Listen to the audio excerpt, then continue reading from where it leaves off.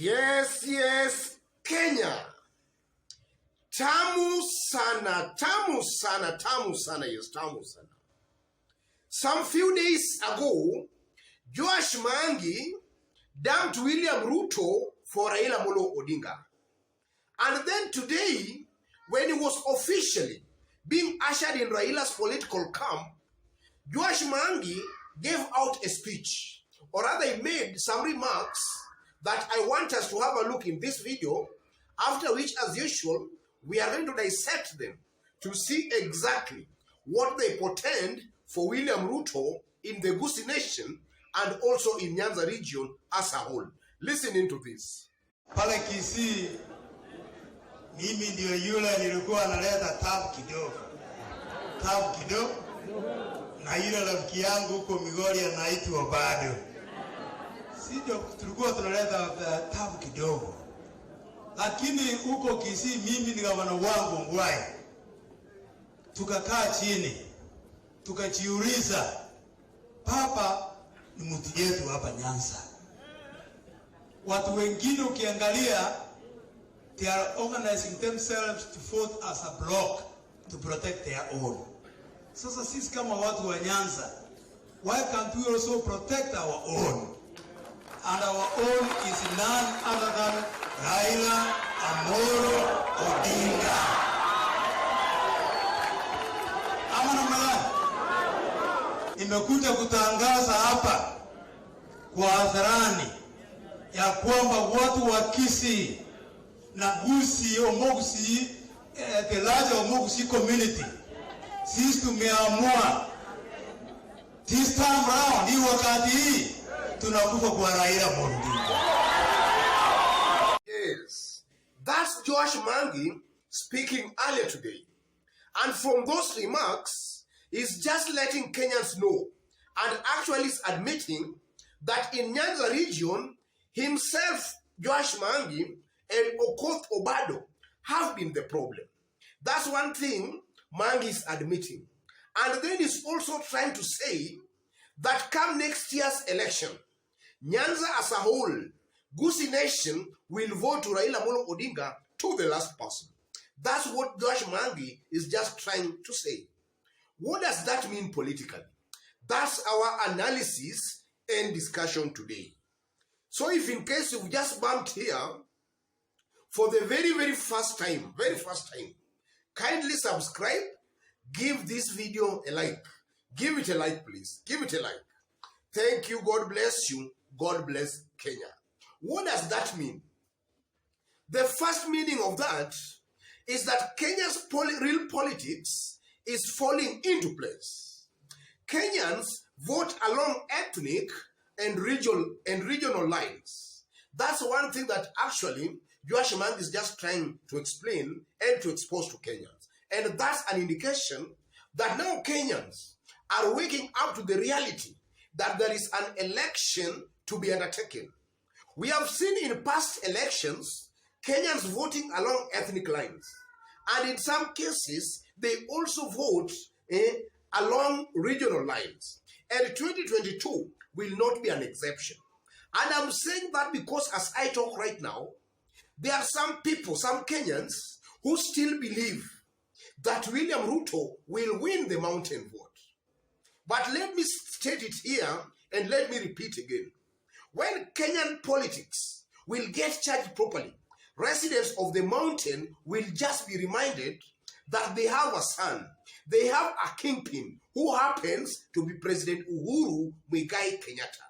So as that happens, I'm most definitely seeing a situation where the mountain people, residents of Mount Kenya, will actually be persuaded to follow the direction Uhuru Kenyatta will show them. That's something that actually Joash Maangi here is just cleverly trying to expose to Kenyans. That's the first meaning I draw from that.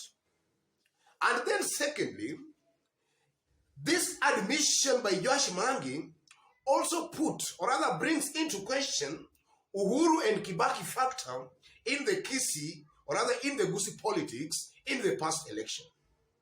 Largely, Raila has been winning the Gusii vote. But we have been seeing also some good percentage going to the opposite direction. In fact, when Kibaki was contesting, some very good Kisi votes, or rather some very good number of Kisis used to vote for Kibaki. The same to Uhuru Kenyatta. But now with William Ruto, I'm seeing some kind of a shift. I'm seeing a situation where the Gusii Nation, they preferred voting for Kibaki and also they preferred voting for Uhuru Kenyatta. But now that there is no Kibaki, there is no Uhuru Kenyatta, then looking at the top candidates, Raila Molo Odinga and William Ruto, then I tend to believe that the Gusii Nation, those who have been voting against Raila Molo Odinga, when now they are given an option of either voting for Ruto or Raila Molo Odinga, then I'm seeing them choosing Raila Molo Odinga. You know, Raila's support base in the Gusii Nation, the ones who have been voting for him, that one is largely intact. But the ones who have been voting against Raila Molo Odinga, they now seem to prefer Raila Molo Odinga as opposed to William Ruto. That also comes out very clearly. And just as I've been stating, come 2022 election, I'm seeing a situation where Raila Molo Odinga most definitely will perform better than actually has been performing in the previous elections in the Gusii Nation. That also comes out clearly. The second thing, you know, this admission, or rather this move by Joash Maangi also just exposes the kind of selfishness exhibited by some Kenyan leaders. How cunning they can be. This is a leader who has all along been singing William Ruto's praises. And now that an election is just around the corner, he's now actually dumping William Ruto, and he wants now to paint Raila Molo Odinga as an angel. So it seems to appear some of these Kenyan leaders, they don't have any ideology at all. They lack ideology. They are just in politics for their own selfish gains and interest. In this case, Joash Maangi knows for a fact that if he goes against Raila Molo Odinga's influence in the Gusii Nation, then maybe he might not be elected. So he's just trying maybe to go with the current in order to be elected. In my honest opinion, I tend to believe that this is just a selfish leader who is just seeking his own self-glorification. That also comes out very, very clearly. And then fourthly, you know, he's also mentioning Okoth Obado, that he has been the problem, and also Okoth Obado has also been the problem. What does that mean? It seems to appear to me, from where I sit, that Joash Maangi and Okoth Obado, they might be in some, before now, initially or previously, they might have been in some kind of a collusion to maybe bring trouble to Raila, or maybe to spoil some votes for Raila Molo Odinga in Nyanza. And Maangi is just coming to admit that actually him and Obado, they have been the problem. So the question now begs, with that kind of an admission, will Okoth Obado manage to deliver Migori votes to William Ruto? Because now that admission by Joash Maangi, I tend to believe that a good portion, or rather a good percentage of the population of residents of Migori County, those who will listen to that, they will see that Okoth Obado and maybe Joash Maangi were not their own men. But maybe there was a heavy hand that actually has been pushing them. A heavy hand that has been using them to divide the Nyanza vote. So I tend to believe also that that admission or those remarks by Joash Maangi will augur very negatively for Okoth Obado, assuming he goes on to market William Ruto in Migori County. I tend to believe that's a big blow to Okoth Obado and also to William Ruto as in Nyanza region.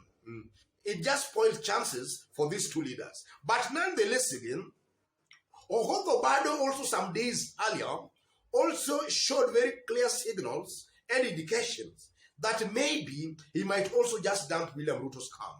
So that's just also, all these things just point to a political reality that Nyanza as it is going towards 2022, this time around, we might just find Nyanza voting as a bloc. That is something that is actually coming out very, very clearly. And then finally, this admission by Joash Maangi, and also we have gone through some figures, or rather some opinion polls that have also been conducted in Nyamira and also in Kisii County. Candidates who are aligning themselves with Raila Amolo Odinga seems to be performing very well in the opinion polls in both Nyamira and also in Kisii County. And then some days earlier, when Maangi was dumping William Ruto, one of the reasons he gave out was that the ground forced him to join Raila Amolo Odinga.